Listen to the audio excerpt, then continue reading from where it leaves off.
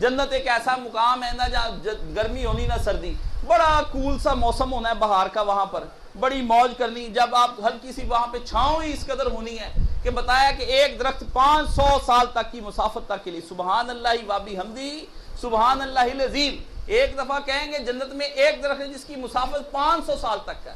تو اپنے جنت میں جو ہے نا وہاں کھیتی باڑی کیا کریں، وہاں پہ جنت میں پودے لگائیں، کھیتیاں لگائیں، اپنے درخت لگائیں، وہ بالکل صبح 100 دفعہ تو لازمی کہا کریں گے سبحان اللہ و بحمدہ سبحان اللہ العظیم۔ رات کو سونے سے پہلے پوری کیاریاں لگایا کریں اس کے اندر، اور جنت کو ہری بھری کر کے دیکھیں۔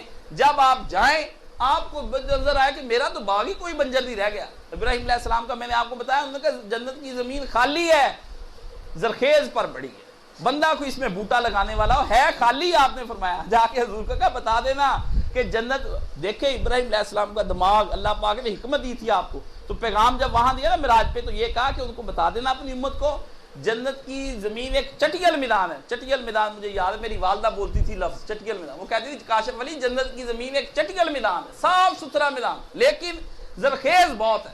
بس ادھر پودا لگایا وہ چڑھ گئے ایک دم سے اوپر، وہ وقفہ بھی نہیں لیتا، سبحان اللہ و بحمدہ سبحان اللہ العظیم۔ چھوڑے نہیں اس وظیفے کو، دن رات پڑھتے ہی رہا کرے، اور اس کی کبھی فضیلت میں انشاءاللہ موقع ہے تو بیان کروں گا رمضان کے اندر، آپ دنگ رہ جائیں گے یار یہ تو کوئی چھوٹی سی بات ہے۔ اللہ نے کہا یہ چھوٹی نہیں، بہت بڑی بات ہے۔